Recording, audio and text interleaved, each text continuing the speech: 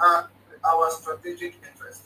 Like I said before, I want to borrow something from them. I want to learn this their, what they are saying, because this is now the highest level, of international politics. So what we do now is to protect our moral interests.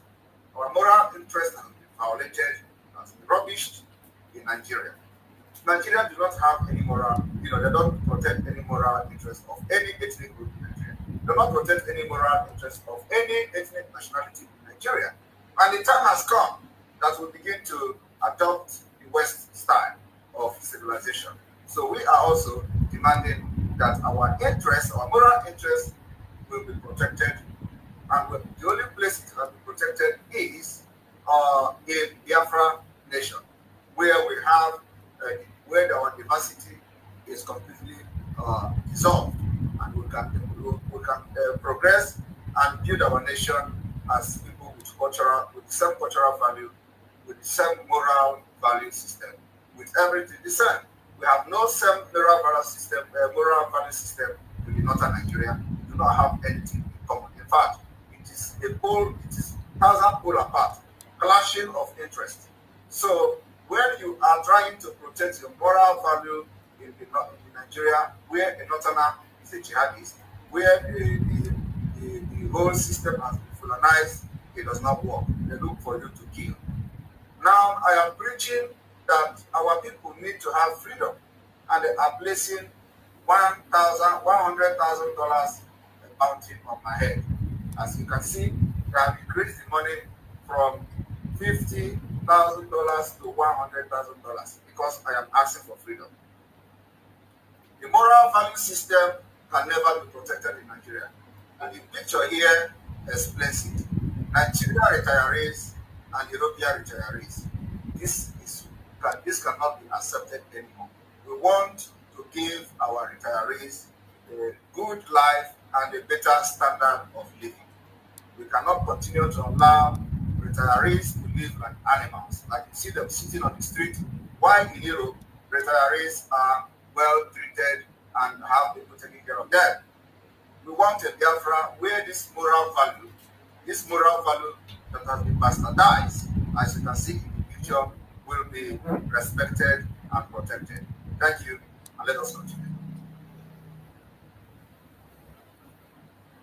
I will tell you, I travel around the United States, and I have seen the Ukrainian flag fly in places most of you probably never heard of in the United States. Biafra flag will be next. Ukrainian flag is flying most places where everybody did not, where most of people didn't know they exist. And I just pray that we did not go to the point where the Biafra flag have to fly everywhere in America before our freedom is given to us. Storefronts. Because it can be avoided by just requesting for referendum, and everybody will vote, and after that everybody will go to his house and answer his father's name. In front of homes, and proudly wearing, Americans proudly wearing colors. The American people are aware of the images you project. The American people take great pride in a fight for independence. American people take great pride in a fight for independence. I want you to understand that it is not only America that take great pride in the fight for independence. Biafran people are just as human beings as American people, and we have decided to emulate you by taking pride in the fight for independence. And this is not the independence of another country. We are not taking pride in fighting for independence of another country. Rather, we are taking pride now in the fight of our own independence, of our own life, of our own future. And we are appealing to you, if this comes to your table, because it is going to come by the time Biafra succeed in stopping this particular fraud on the election, it will come to your table. When it comes to your table, please remember that we want to emulate you by taking pride in fighting for freedom that is not for another people. but for ourselves and for our future. Please, it's a plea and appeal I am making to America and to the world that America should not be the only country that will fight and get pride in fighting for freedom. We are not fighting for another country's freedom. We are not taking pride in that. We don't have the capacity to do that yet. But at least we are taking pride, the Biafra people, in standing very tall against Nigeria to fight for our own freedom. That's what we are starting from this year. And so this coming week may not be very funny to the world. That being part of the foundation of our nation and our principles and values. I think about where the United States is going on this issue based on the track record of where we've been. This is exactly the track record of where America has been. I am not here to talk against America, but we can see the track record in Afghanistan. We have seen the track record. Okay? We've seen the track record in Libya. We've seen the track record in Iraq. We've seen the track record in Syria. Okay? That is not to say that whatever they did that time was wrong, but it's a track record we are talking about, right? And we have been killed in millions. America supported it at some point. In the 60s, during the Biafra war, we were killed. America, the world watched how they starved us to death. And Biafra people, children, died in their millions. And that war has not ended. It still continues. The starvation has not ended. It still continues. So this particular broadcast today is going to be very short, so that the world will understand that we have a problem, and this problem needs to be solved. We do not need to go into war to solve it. There is a possibility that your action and not overlooking Africa will solve this problem without combat. But the point I'm trying to make today as a representative of Biafra people is that Biafra is also ready to go the round for the second time. That is what it takes. Those people that are making comments on social media, they are just minority. They have access to the internet, and they can make noise on social media. Those people following P2B and co, they just have access to the internet. They are ignorant of their own problem. And the majority of America did not agree for America to go to Afghanistan. There are opposition parties that did not accept American invasion in Iraq. There are opposition political parties that did not accept America going to invade Syria. There are opposition political parties and Americans, millions, that did not agree with Obama when Obama invaded Libya. It is normal. So the question here is that the majority of Biafra people want to leave Nigeria. So P2B, as a single person who does not have anything to offer, cannot be a distraction to whether our moral interests should be protected outside Nigeria or not. To know whether our future should be protected outside Nigeria or not. I want to say this thing, and I'm expecting that one day this whole thing will escalate if you people do not want to intervene and solve it now that it has not escalated. Because definitely, freedom, everybody knows freedom is not given, it's taken. Just like the Ukrainians are taking their own by force against Russia, we are going to take our own also against Nigeria. And we are doing that already. It is important that this particular coming week, that Nigeria is planning to murder our people by deploying 400,000 policemen. These policemen are security agencies. Some of them are ex-Boko Haram members that they have recruited, rehabilitated according to them, and recruited into the system. And they are not coming to Biafra land to, follow the rule of engagement or follow the rule of law. They are coming to kill. They are coming to cause chaos. They are coming to cause crisis. And the ignorant people will say, oh, you are the one causing it because you are agitating and fighting for your freedom. Is that a justification to come and start killing innocent people because Simon Ekpa is preaching the freedom of Biafra? Do you justify that? I want everybody to know that this message today must be caught and edited and shared and let it go to the world. We are going to broadcast it, share it to all media that you know. So they understand that we are not shaking. We are going to stand on our ground of no election, only referendum will be allowed in Biafra land.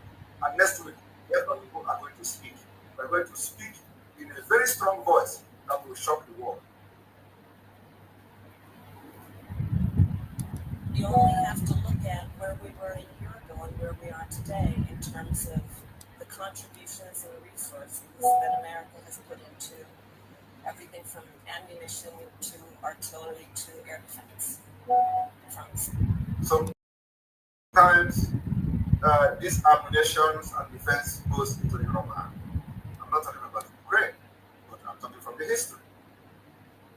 We have the same value system with America.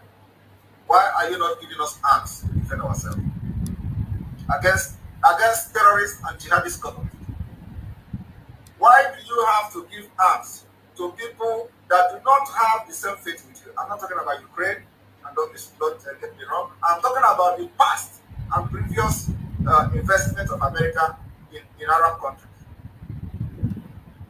Why do you go to support Afghanistan Taliban? Why do you go to give arms to them? You don't have the same faith.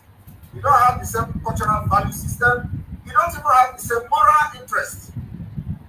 Your moral interests are not the same. Why do you choose to fund and arm them, for whatever reason, and now we are now in a state of anarchy in our land against Nigeria. Nigeria state is coming and committing genocide in our land, killing us just because we want to demand our right to govern ourselves. We want to demand independence. Just want to enjoy, just like Ukraine has been. We want to do and live like the people in Europe. Is that a crime? The investment you can do that will benefit you will be the only investment America and Europe can do now is to support Biafra exit from Nigeria. We have the resources, we have the minerals, we have whatever you take, we have the brain. And working with Biafra people will be the best thing for global peace. For peace in Africa, for peace in the Sahel.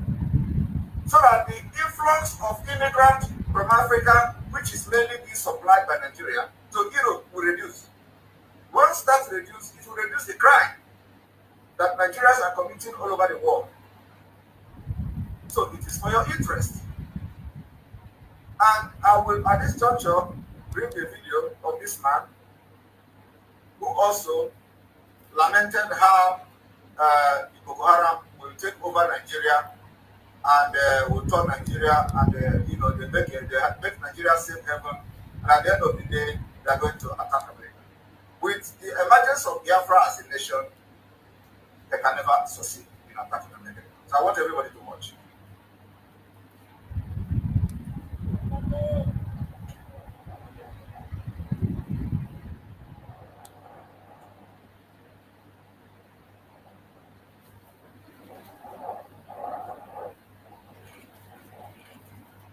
They're willing to cooperate because of that, because they know each other, because there's some tribal ties and engagements that allow them to work together, whereas in other parts of the world they have different objectives and a little bit different view. And so they tend to bring Islamic State and Al-Qaeda into conflict. Here, they're able to overcome that, and that's what, and work for a common purpose in their mind.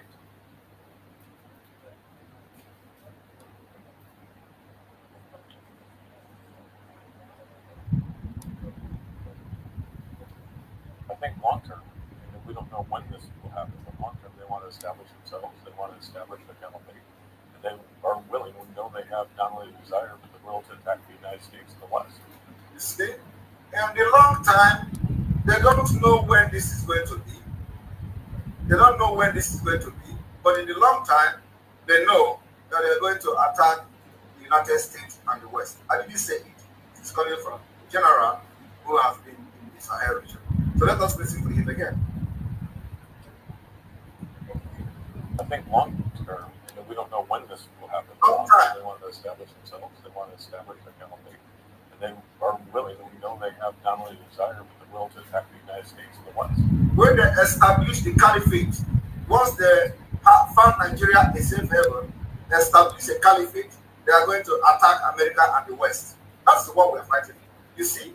So when you disintegrate Nigeria, you have disintegrated this threat that is a futuristic threat that is posing to, against America and the West. So I want everybody to understand that when we are fighting for our freedom, we are fighting for the safety of Europe and the safety of America. Because once they succeed in taking Nigeria, just like they take Afghanistan, that is the end. You are all going to be in hell, waiting for any day that the caliphate from Nigeria will come to Europe and attack you. They are going to be sponsoring terrorists into Europe, and it is going to happen, but we are going to stop them this year. Ladies and gentlemen, please take your seats now so we can prepare the room for the next session. Vote for your Ukraine policy. I think, should I start, Nadia? Yeah. I think it is important that we're very clear about what this Russian war is. It is about Putin's imperialistic plans. And this is something where all of us, and mainly the global south, have a very, it is completely unacceptable. And countries on the other side have a long-standing experience. First, you send the negotiators in, then you send, they see that the experts are being sent in, and then it's the mercenaries that are being sent in. So what we have to do is not only explain that we will never ever accept this imperialistic war, we will never ever accept that Putin is trampling on the international law that protects all of us. That the UN Charter, that is also in the interest, I mean, it's in the interest of every single country, is being treated so disrespectful, and that we will never accept that today you can send tanks just across the border to invade a country. And I want to also remind the European Union that everything that they have said here, the Nigerian government has done it in Biafra land. The Nigerian government has breached and violated all available international law. They have committed extraordinary rendition, kidnapping Mazi from Kenya because Africa is corrupt and nobody is talking. And Mazi is a British citizen, and they kidnap him from Kenya, rendition him, torture him for 8 days, subject him to all manner of degrading treatment and human rights abuse and torture, and sent him to Nigeria and incarcerated him. He didn't end there. I want to inform the European Union that in addition to this, the United Nations Arbitrary Committee on against torture and arbitrary detention also have issued ultimatum to the Nigeria state to release Mazi within 6 months and compensate him. 6 months has expired. Nigeria violated that particular directive from the United Nations. I want to inform Europe that Nigerian government have committed as worse crime than Russia put against the Biafra. The only difference here is that Biafra at this day is still within the Nigeria state, and they are sending the military attacks to Biafra land within Nigeria to kill their own citizens. The difference here is that while Putin is sending military tanks across border, Nigeria is sending military tanks within its own border as Nigeria state, and they are killing their own citizens, and nobody is stopping. So I want Europe to understand that Nigeria state has committed worst crime. The number of deaths being recorded in Nigeria every day are number 100 times the number of deaths being recorded in Ukraine, with all the military strike and the tanks that Russia is sending to Ukraine. So I want this particular record to be very straight, that purity, civil war is ongoing in Nigeria, and the Biafra people cannot take it anymore. And we do not want to be part of a country like that again. There is no plan for development. There is no plan for innovative future in Nigeria. Everything is going down, and their plan is just to Islamize us and turn us into caliphate. And we are not going to accept that kind of arrangement. You cannot force us to change our faith from Christian to caliphate. To Muslims, we are not Muslims. We are very, very different people. Our cultures are different, languages are different, everything is different. So, and this particular issue that is happening today, the crisis in Nigeria, is a long time coming. It's a history that we have. We cannot continue to overlook this historic mistake and miscarriage of justice against the Biafra people. And we are going to go into the poll this coming week to validate Nigeria again. So we are putting this to the notice to the Americans, to the Europeans, to understand that we are also human beings fighting for our future, fighting for rights to live, fighting for right to existence, fighting for the right to practice our faith and religion, fighting for the right to participate in a democratic process that is globally acceptable. And the democratic process starts by allowing the people to choose how they want to live their life freely. And if you do not allow them to choose, then you are inviting anarchy, and they have to revolt against the system. And that is happening already. Let us continue. And this is something which my experience in the last 12 months needs a lot of just work, to work together with the Global South, to make understood our point of view, but also to work with them on dealing with the knock-on effect of this atrocious war. This is the food crisis, this is the energy crisis, and that we do our utmost to deal with the knock-on effects in a way that the Global South does not suffer too much from Putin's war of aggression. This is our task. It's hard work, but it's absolutely worth it. Prime Minister Marin, somebody as cult a hero around the world as President Lula of Brazil also doesn't believe in the intervention that you all have taken in NATO against, as you described, the illegal invasion of one country by a bigger country. So, as Commissioner von der Leyen says, we will never support this. We understand the historic issues. How do you see? Now, this is another comment from another country president that they will never support this, that they understand the historical issue. The question I want to ask to America, to Europe today: what do you know about Nigeria historical issues? What do you know? How conversant are you with the Nigeria historical issues? How conversant are you with the formation of Nigeria? How conversant are you with the Biafran plight in Nigeria? How conversant are you with all these historical issues about Nigeria, and how do you intend to deal with it? Because it is all about now the historical, that they know historical issues. So I hope that you are all aware of the historical issues when it comes to Nigeria, because from next week it is going to be an escalation. That escalation will definitely call your attention that you start talking about it. So I hope that when this time comes, you are going to know the historical issues of Nigeria, because the discussion will be coming from that particular perspective, the historical issue in Nigeria. Very, very important. Right, let us continue.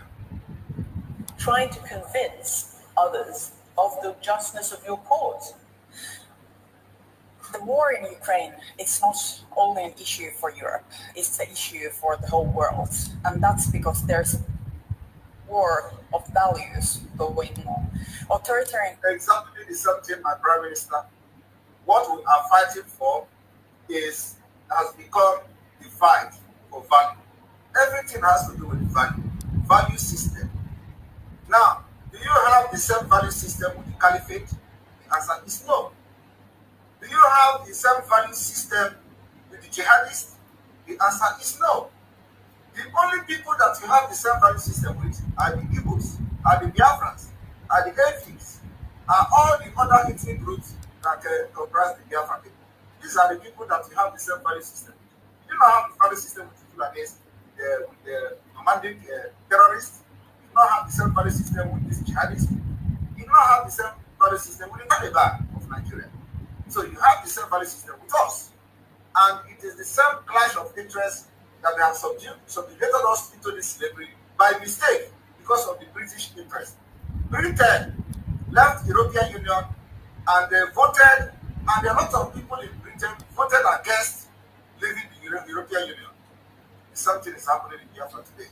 So people, if you ask the question, are you sitting at home? No, I'm not sitting at home because I want Biafra. They are forcing me. But you want Biafra? Yes. The same thing is happening in Europe. Something has happened to the United Kingdom. Something will continue to happen, and it is normal in democracy. Some people will agree, some people will not agree. But at the end of the day, majority carries the vote. During the time the United Kingdom was exiting the European Union, a lot of people in the United Kingdom objected it. Even to today, some people are still objecting it, that it was not the right decision. Yet, they insisted. We are asking to have the same right of existence, that you respect our rights and our value. Why I'm making this broadcast today is that it's going to go down in history. In the next coming week, it will be unbelievable. And your attention must be called when the time comes. So you have to learn to respect our own value and our own rights to protect that particular value system, the interest that follows it. That's all I'm preaching. And that's why I have invested and sacrificed my life, put my life in danger to make sure that I educate my people that they have a choice. They have a choice not to validate Nigeria this coming weekend. And they have agreed that they are not going to validate Nigeria. So if Nigeria is bringing security agents to kill us like they do in the past, we have already arms, which we are using to defend ourselves. We are going to defend the land of Biafra. And it will not end well. Countries are raising their heads. They are raising their heads against the international rule-based order, and this is a problem for everyone. When Russia attacked Ukraine, it violated all the rules, all the agreements it has itself been committed to before. Exactly the same thing. When Nigeria went to Kenya to kidnap a British citizen who happened to come from Biafra land, they violated every international agreement. When Nigeria refused to obey United Nations Arbitrary Committee, they violated international law. A violation of the law is a violation of the law. Law is law. Violation of international treaty, violation of international instrument, violation of international agreement is a violation of international agreement. Cross-border crime. A cross-border crime is a cross-border crime. Nigeria has committed that crime. Nigeria has disobeyed the United Nations. They have no regard to international agreement. They have no regard to international law. We cannot choose to continue to live a life like that. So we want to enjoy the same rights, just like every one of you in the European Union. And this is a problem for everyone, because then we will only see decades of this kind of behavior ahead of us if Ukraine doesn't win the war and if we don't stand behind our values and the international rule-based order. So I think that is it. Ukraine is definitely going to win the war because they are fighting for their rights. So they are definitely going to win the war. But we are also standing behind our value.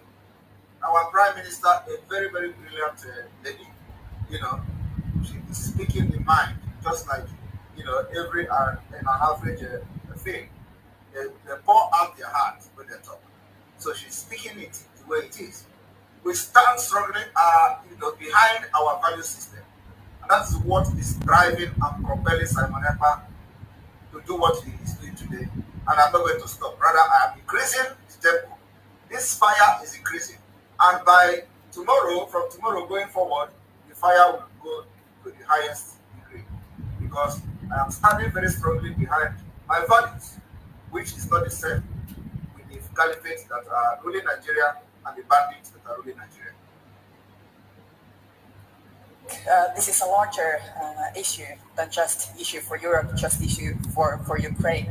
And we have to do utmost to make sure that Ukraine will win and that we will preserve this system of rules that we have created together. And there was a reason why this was created. The wars before, wars that we have seen, and it was devastating. And that's why we built a system where we can negotiate, where we can build peace. Exactly. The reason all these things were,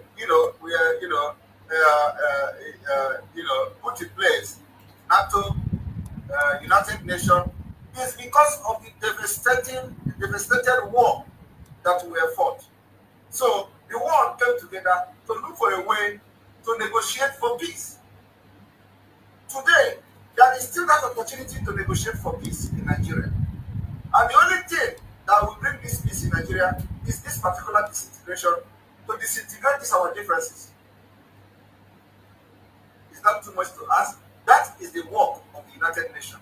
The crisis in Nigeria, the terrorism in Nigeria that is being funded by a particular region from the north, have to end. How do you end it? Look at it. What is the cause of this terrorism in Nigeria? The cause is that the jihadists, the caliphate, want to take over Nigeria. In case you do not know the reason why they want to take over Nigeria, I want to bring it to the table, because you need to know the causes of what is happening. I want everybody to pay attention to this particular video. Now, why are we, why is this issue of the disintegration of Nigeria have to happen? And why should the United Nations intervene? The reason is here. Hello, welcome to a spirited debate of Laura Green. Boko Haram has been terrorizing Nigeria's Christian community for years now, victimizing those who would stand in the group's way of creating an Islamic state.